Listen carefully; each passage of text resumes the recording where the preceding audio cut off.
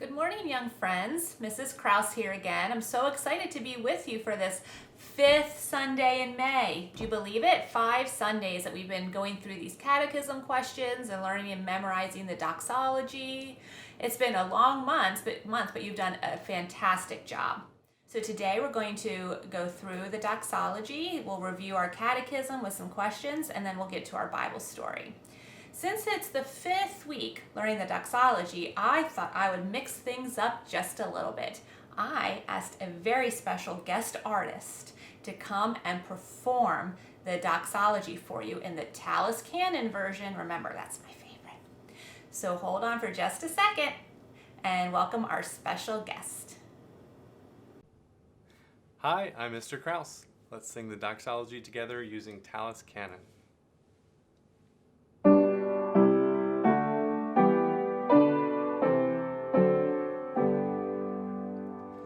Praise God from whom all blessings flow. Praise Him, all creatures here below. Praise Him above, ye heavenly host. Praise Father, Son, and Holy Ghost.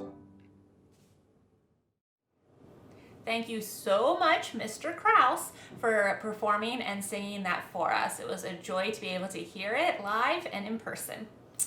All right, so now that we've gone through the doxology, we're going to move on to catechism, and we're going to do a matching game this time. So if you have them, go ahead and grab your catechism cards, or just wait and we will play our game together. Today, for our catechism game, I've set it up in a simple matching game. So I will read the question to you. I'll pause for a minute, let you scan or see if you know the answer, and then we'll answer it together. Our first question, question number 21, says, in what condition did God make Adam and Eve? He made them holy and happy. Our next question is, what is a sacred covenant?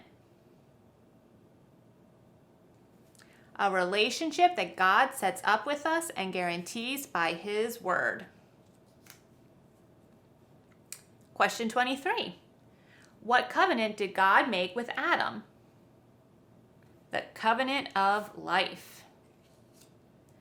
And what did God require Adam to do in the covenant of life? Obey Him perfectly. Our last question. You think you'll get the answer right? Question 25. What did God promise in the covenant of life? That's right, to reward Adam with life if he obeyed Him. All right, and now it's time for our Bible story that comes from God's true word. A few weeks ago, when I last taught you, we were in the Old Testament studying the prophets, but today we actually get to learn about Jesus and a very important event in the beginning of Jesus's ministry.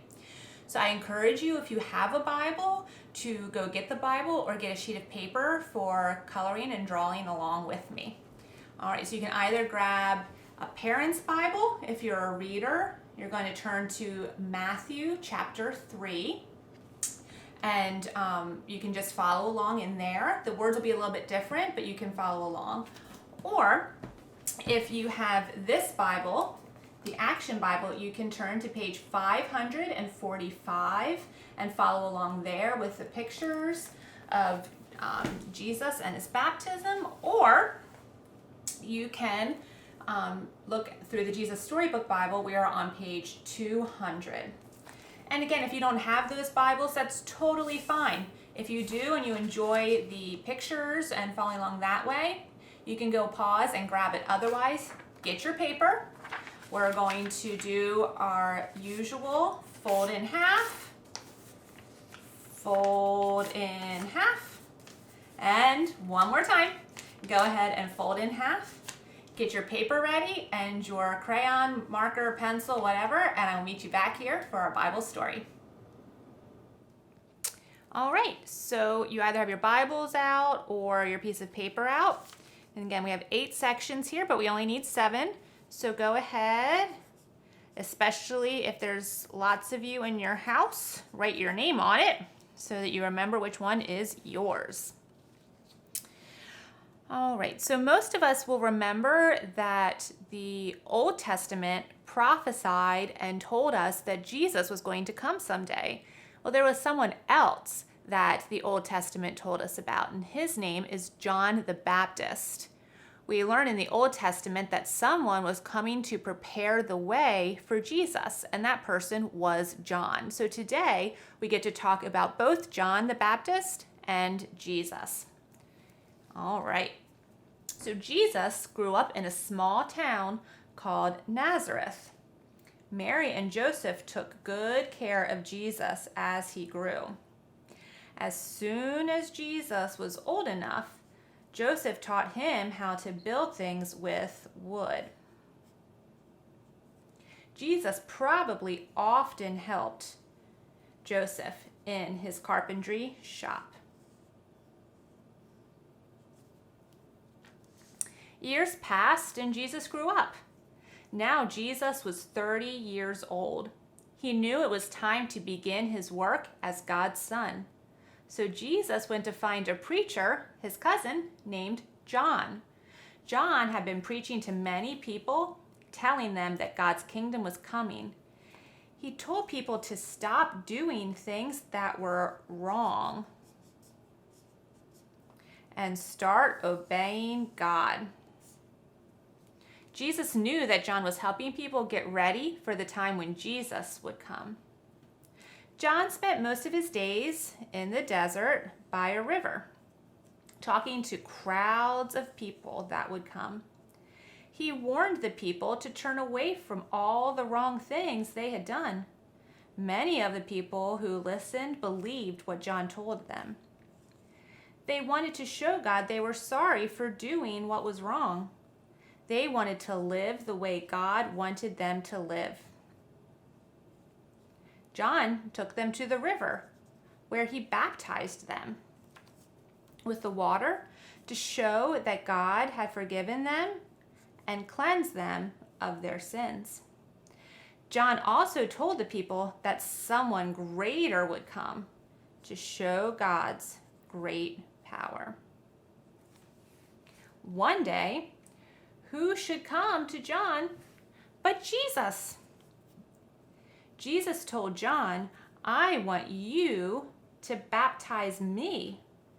John was surprised.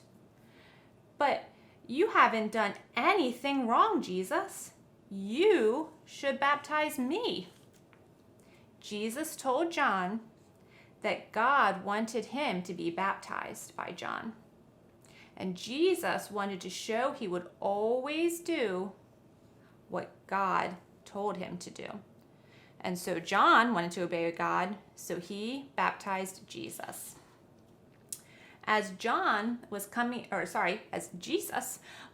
up out of the water, something happened that had never happened before. A dove flew down from the sky and rested on Jesus. And God spoke from heaven, saying, "This is my Son, whom I loved. I am pleased with him."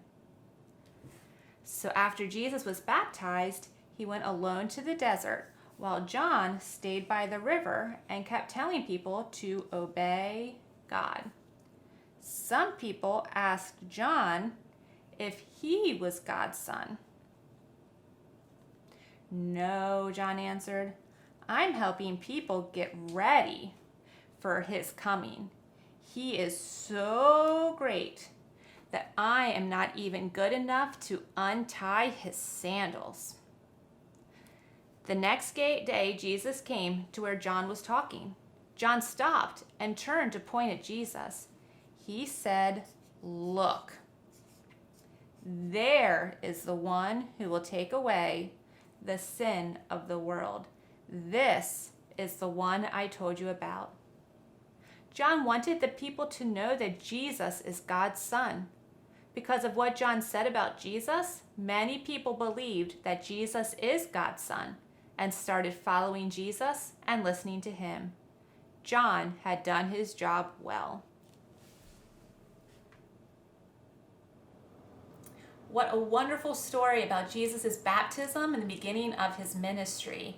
Now, many of you were baptized as babies, so you might not remember it, but now would be a great time to ask your parents any stories about your baptism or any pictures they might have.